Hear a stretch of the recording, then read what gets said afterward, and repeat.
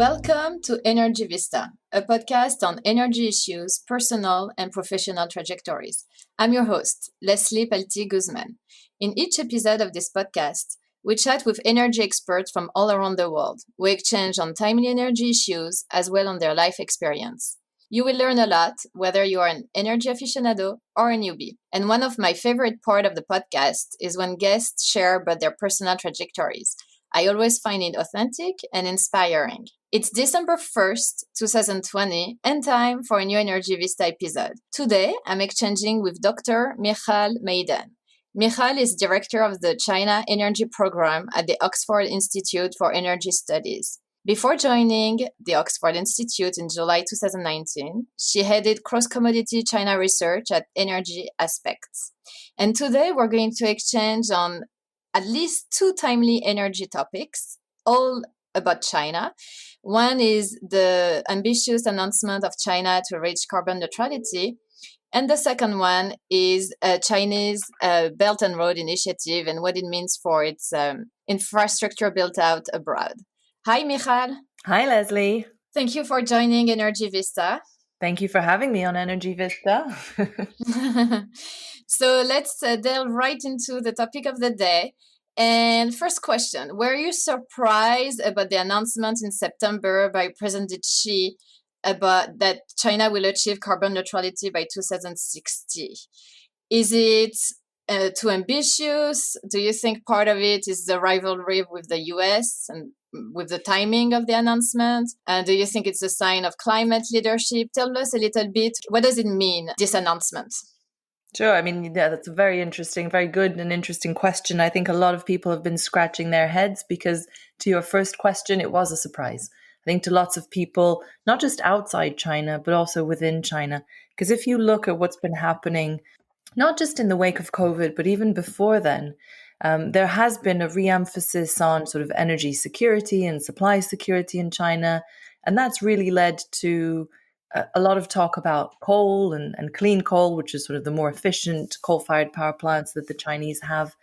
You can sort of, you can bracket the announcement. You can kind of rewind to October 2019 when the Premier Li Keqiang chaired a meeting of kind of the Energy Commission where he talked a lot about, again, energy security and coal.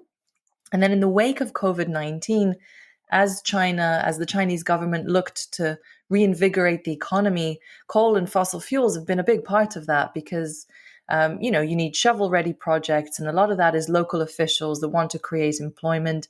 And these big ticket projects with infrastructure are typically associated with fossil fuels.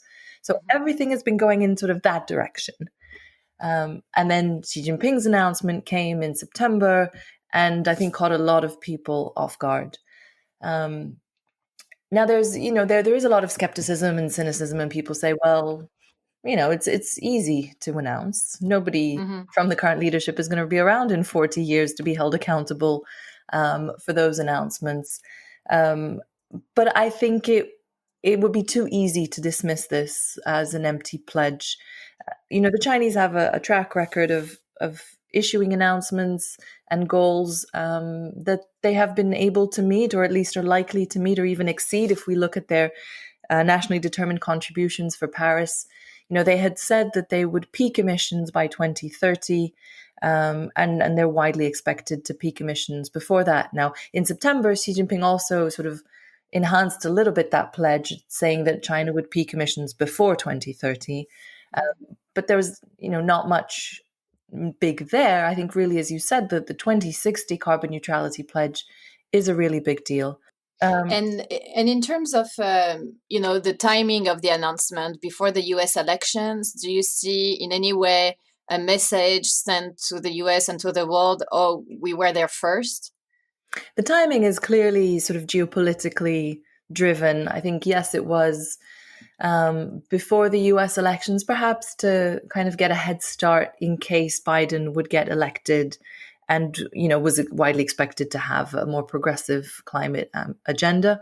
It was also a week after China had a call with the EU. And again, Xi Jinping didn't give much information during that call with EU leaders. there has been sort of efforts to work together on climate leadership, but there was no indication that there would be such an ambitious statement. And there is probably some truth to the fact, China's international image has suffered post COVID. We can see the tensions with a number of Western countries calling for, investigations on the sources of the pandemic, and when you look at some of the public opinions, China's image has suffered. But I would argue that wanting to restore international image is not enough of a reason to go ahead with something that requires a profound transformation, not just of energy consumption, but of the Chinese economy. I mean, we sit here in the EU, in Europe. I sit in London, and you're obviously in the US. Um, the EU has a very ambitious environmental agenda, and and even the EU has 75% of its energy mix comes from fossil fuels. In China, 85%, and 57% of that is coal. So this is hugely, hugely transformational for China. And I think, Well, I'm glad you mentioned the EU because, like, where I sit, we hear a lot about the EU Green Deal and what it will mean for the US, especially because the US now is exporting a lot of oil and gas to the EU. Many policymakers, experts are trying to scratch their head to see what it means if the EU implements a carbon border adjustment tax. But, where I sit, we don't hear much about what it means for China.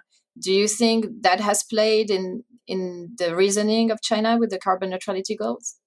I think so. I think it definitely has. Um, I think there's sort of, I guess, a push or a pull. You can look at it from both directions.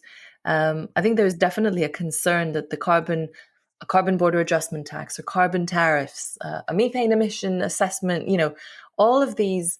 We are in a world that is much more environmentally and carbon conscious today, and Chinese industry could lose out in that process if it doesn't become sort of fit for purpose in that world. Um, but I think that if you flip it, it's also a huge opportunity. Everybody talks about the, Build Back Better and the stimulus being green. Now, China's stimulus so far hasn't been particularly green. And actually, we've published a few papers at the Institute on assessing kind of the recovery. The recovery itself doesn't look particularly green, but I think that it's been post-COVID and questions about China's role in international supply chains, concerns about technological decoupling or the potential for a technological rift with the US and the West. All of that has meant that China needs to upgrade its industrial structure rapidly.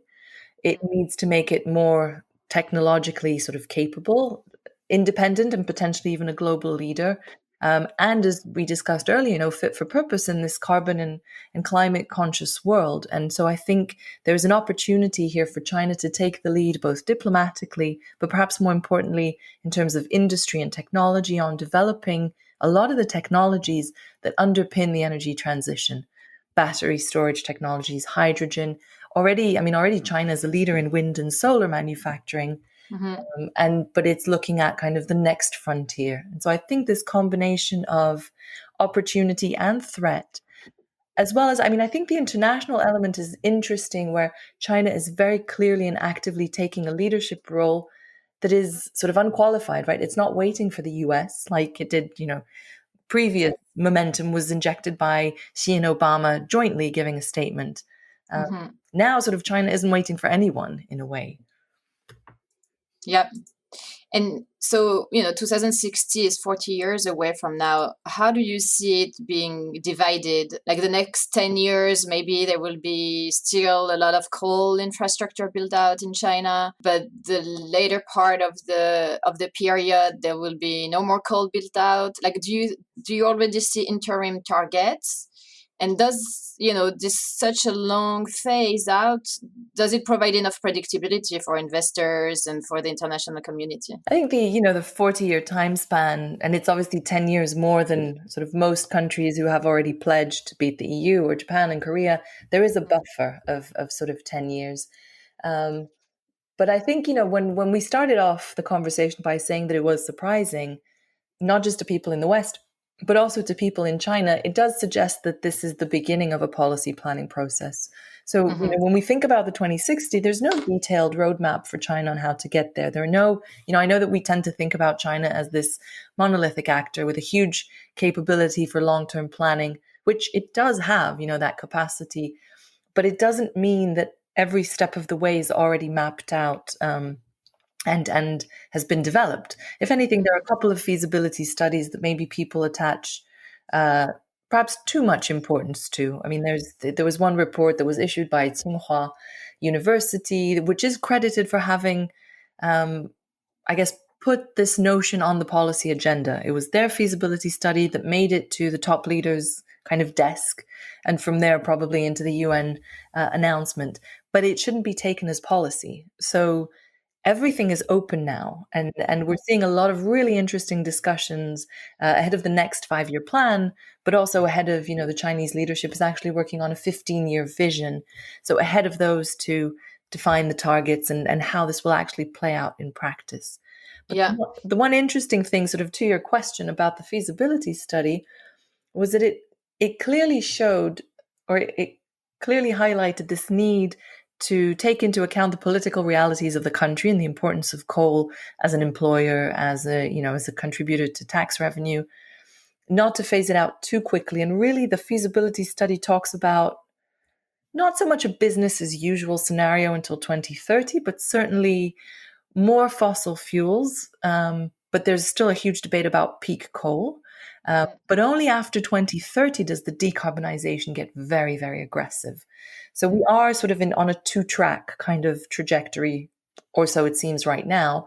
But new coal capacity additions are probably going to peak in the next 5 years, whereas phasing out coal capacity completely is probably a 2050 kind of story. Mm. So there is still the priority put on economic growth, self-sufficient, like security of supply, self-sufficiency, and then sustainability, or it's you think sustainability became like a higher priority? Sustainability, I think, has come up on the priority list because it also presents a sort of economic and industrial opportunity, Mm-hmm. and because it does contribute to self-sufficiency and energy security sort of further down the line, right? If you think about Yeah. electrification of the vehicle fleet, that reduces dependence on imported oil over time. Mm-hmm. Renewables help with, well, self-sufficiency, even though the perceived challenge is reliability. At least sort of in China, there's a huge amount of concern that renewables aren't reliable, and that's why they need sort of coal as a backup grid. But in the short term, there's absolutely this kind of emphasis on growth, and again, and the reliability and stability of supplies. And again, I think we have to bear in mind in the West, when the EU is undertaking its energy transition, we've already peaked in terms of energy consumption. We have pretty much everything that we need, right? Our challenge is, where can we find the fastest Uber or the coffee when we're out and about and when we are back to being out and about. But for China and other developing countries, it's still ensuring growth. It's electrification. It's bringing people. I mean, they have just announced that they've eradicated extreme poverty, but there's still growth, and that growth comes with a growth in energy consumption. Now, China wants to make it more efficient, but it still sees, more cars on the road, more people consuming, and that's kind of plastics. That's the oily stuff, and even natural gas is only just starting to grow in China as a sector. So really, the fossil fuels continue to grow, um, but sustainability will have to kind of come hand in hand with that. I guess the one way to think about it is that the progress towards carbon neutrality will happen fastest when there's a convergence of interests. Mm. Yeah, very interesting. And you mentioned earlier the monolithic aspect of China and its centralized government, planified economy. Do you think it plays into the advantage of China? And I'm not making the apology of the Communist Party, but compared to other countries, do you think the goals are more realistic? They're not necessarily more realistic. I think it's here. I'm glad to be an academic where I can say it's a bit of both, right? It's Yes, it is an advantage in a way because you give your marching orders and the system will start planning in that direction, regardless of or sort of without necessarily having to take into account the economic efficiencies, right? That the industry doesn't have to choose the most economic efficient way to get there. It just has to get there. We're seeing a lot of sort of quirks or things that look irrational in China because the state has said that it has to happen. Um, Mm-hmm. so I think there is an advantage to mandating and to being able, if there's enough political will and if the implementation can work. China has a huge amount of. There are challenges, when Beijing says something, but the provinces do something different. So even though there's central control and planning, implementation doesn't always happen as China as the central government wants it to. And having said Mm-hmm. that, the fact that there are state-owned companies and that they get political mandates helps give the general kind of direction. But I think it will be interesting, when you look at, some of the international energy companies, well, oil and gas companies that are now shifting to become energy companies, and they're kind of breaking boundaries. Or renewable companies, yeah. Yeah, exactly. But in China, that will be harder because each of these companies has a very specific mandate and very specific ways of working. And it's not just a mandate, they have a burden or a responsibility, which is social and political. But, oil and gas companies, they own oil fields, but also hospitals, universities, financial institutions. And they have a sort of a responsibility to ensure supplies at low cost sometimes. How will they be able to sort of get into the world of electricity and renewables and into the future world will be much more digitized with responses from consumers. I think a lot of IOCs are talking about energy as a service. That requires a big change and a big shift, and actually there some of China's institutional factors could become impediments rather than sort of contributors or forces for positive change. So I think it will be a bit of a mixed bag. Mm-hmm. Interesting. So a gap maybe that you see in the strategy is kind of the difficulty of this top-down approach to bring it to the lower level of each sectors, company, small town, cities. Exactly. I mean, translating the message, I think the message now has been received loud and clear from the top. Mm, How does it get, does it get lost in translation or what happens during the process? But I think we have to bear in mind that the process is equally interesting, right? I mean, we will get to, and first of all, we know we want to get to carbon neutrality by 2060. We don't know how much of that is an energy story and how much of that is an offset story, right? The reforestation and other issues and other sort of potential offsets. There's no data right now. We yeah, will probably get to the numbers that they set out.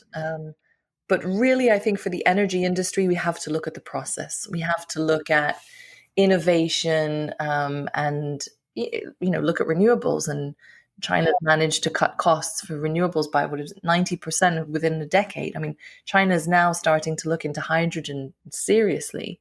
Uh, yeah, so there could be some very interesting innovations and cost reductions there. Um, yeah, yeah. so I think the process will be just as interesting, if not more so, than kind of can they reach the end goal or not. So China is greening up at home, decarbonizing, in the longer term. What does it mean for the Belt and Road Initiative, which is kind of the largest infrastructure program globally and is also part of China's soft power globally? How do you see the future of the Belt and Road Initiative? There has been a lot of backlash, being a debt trap for emerging markets. Maybe also, when you look closer at the kind of infrastructure China is helping to build, is it Trojan horse for military expansion of China? But also when you look at, the built out of coal or gas, how do you see the future of the initiative in new context of the carbon neutrality goal of China? That's a very good question, and I don't think anybody has a clear answer to that yet, because a lot will depend on the host countries and their needs. I mean, there's been a lot written about the Belt and Road, and I think there are parallels between sort of the Belt and Road and how we think about the policy process within China. Again, we tend to see this as a master plan that was conceived in Beijing in 2013, and now all the pawns are going out to execute this master plan. In reality, the BRI is extremely messy. Sort of, it's a bit of everything. And if you look at the countries and the geographies that it spans, it's sometimes well beyond, the kind of China's near abroad. So it's a mishmash of policies, of objective aims, at times very opportunistic. If companies see that there is funding available under a kind of Belt and Road nameplate, then they'll try and go for it because that's how funding is relatively easily accessible. So the Belt and Road really is a very big project that spans a huge amount of countries and lots of different initiatives. There has been talk within China as well as overseas about sort of greening the Belt and Road and holding China accountable for some of the kind of or requiring more transparency in how China gives or forgives debt and issues like that. And it's been a headache for China as well. There's been a huge amount of money that's gone into some of these projects, and some of them don't make necessarily sense and won't make money. And again, that's a challenge for China, especially now in a world of slowing growth. But I think really it will come down to the push from the host countries. And that's a huge challenge for, I think, a lot of the developing world, which have been very hardly hit by COVID economically. And they will need to recover quickly. They will need the growth. They will need the energy.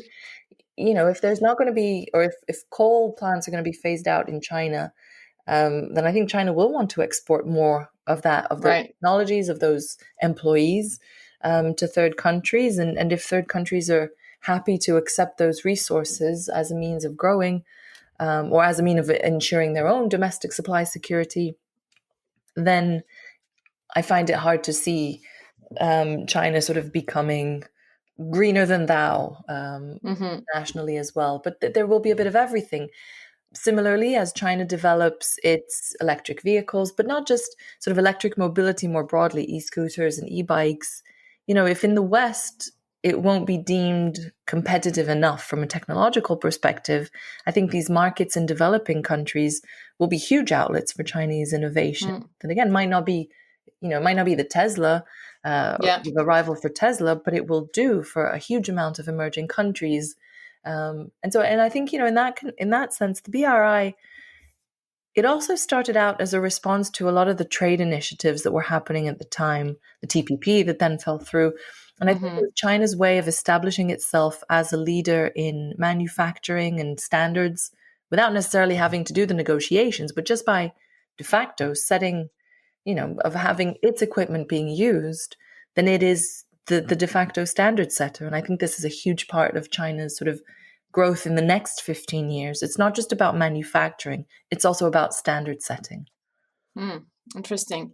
Yeah, I agree with you that increasingly, host countries don't want to see any green colonialism. So increasingly you have international financial institutions or banks saying that they don't want to finance any more coal, for instance. But at the end of the day, those countries want to decide on their own energy mix without being dictated which fuel to use. And emerging market will call on China if it's no one else is willing to finance fossil fuel infrastructure. And I agree with you. I think it will be interesting to see if the banks in China start making that change.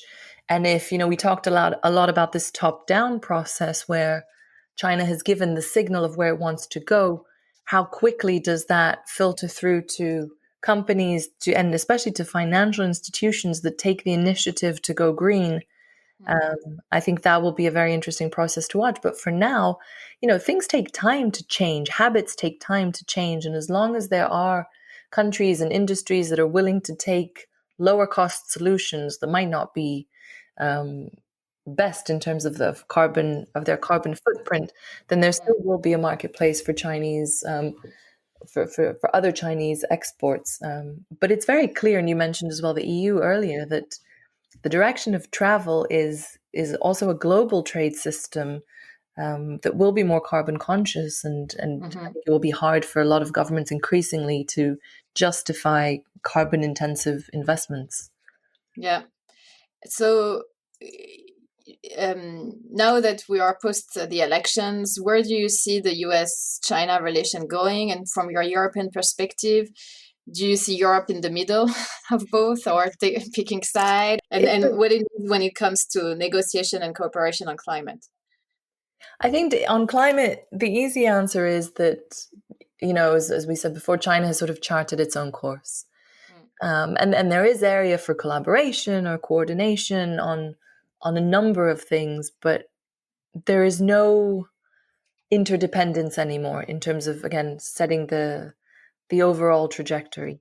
Mm-hmm. Um, I think a Biden administration will probably means a more institutionalized relationship again with China.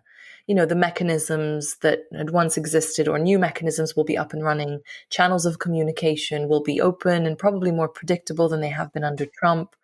So I think a lot of people are looking forward to a more predictable mechanism, I guess, of Mm-hmm. US China relations.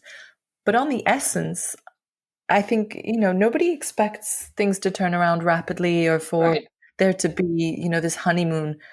The US and China are strategic competitors. I think the US needs to identify how it wants to approach that competition, whether it's going to be through tariffs and containment or through, increasing the US and the West's competitiveness um, throughout, sort of be it on the political system or on the industrial system or on sort of technological gains. I mean, I think it is interesting that, we talk a lot about China and the kind of state guidance and the strong state of the strong role of the state in national champions and guiding outcomes.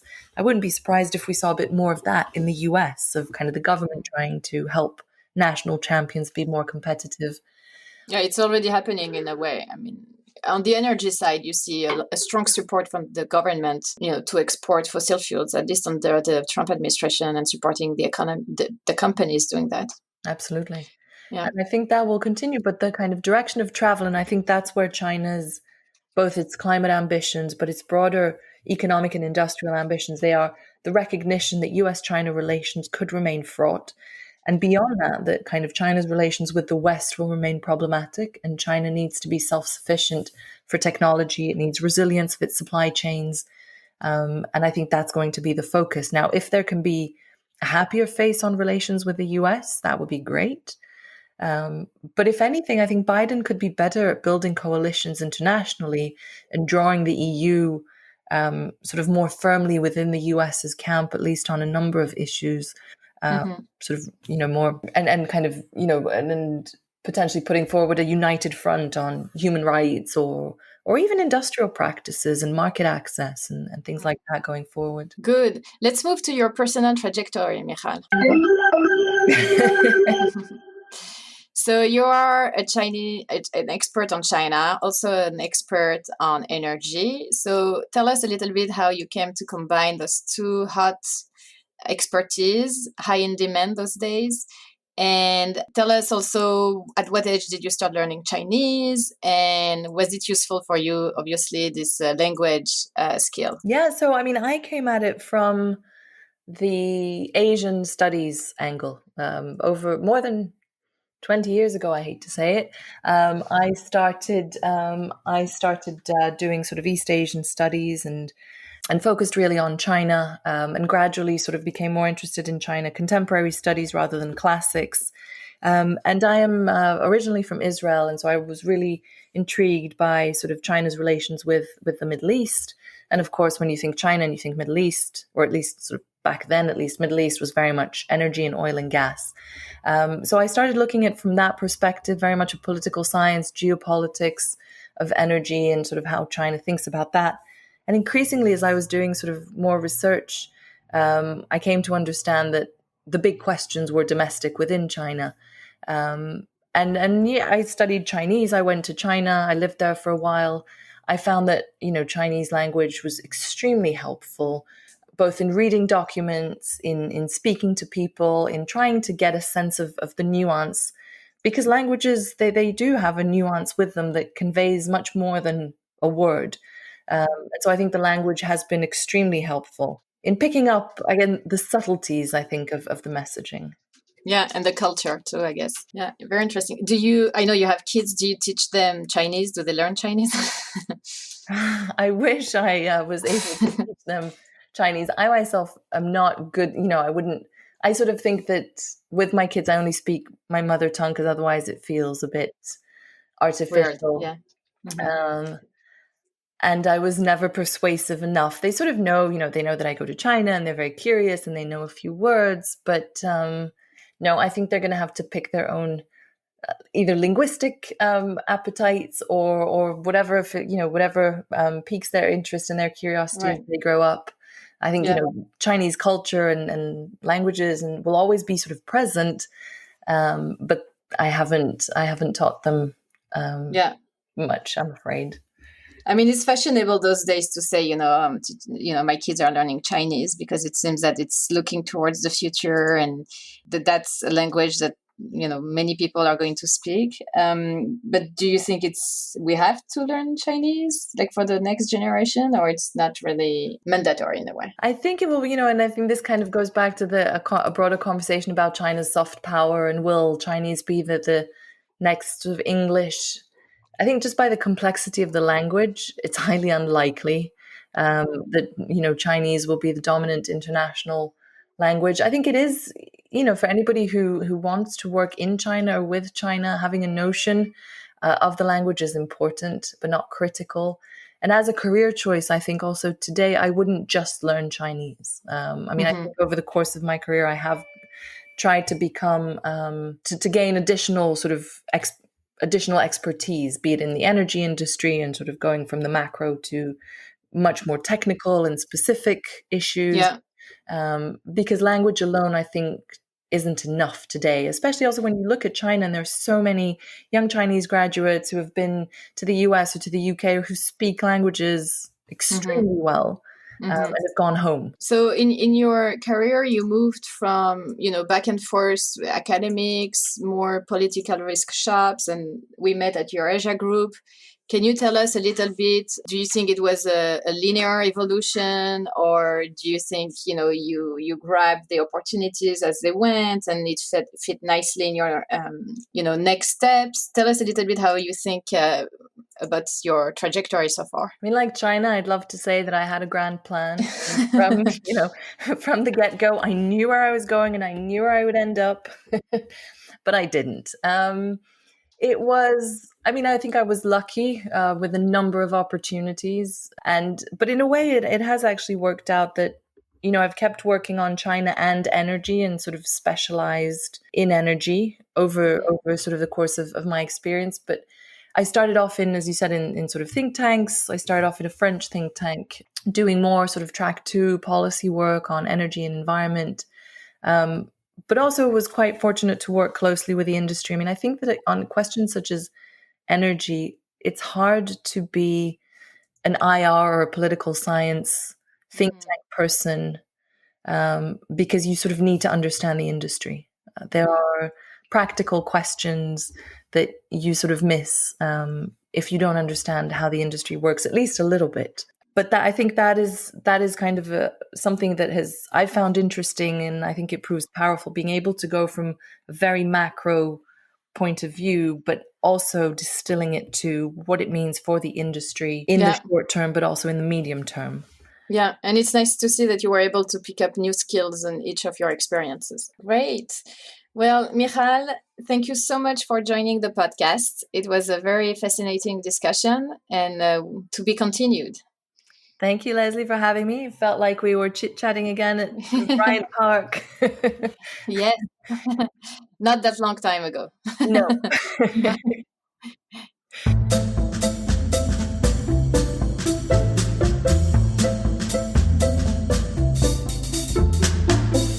That concludes our Energy Vista podcast, which was recorded on December 1st, 2020. This is Leslie Palti-Guzman saying good day and good luck.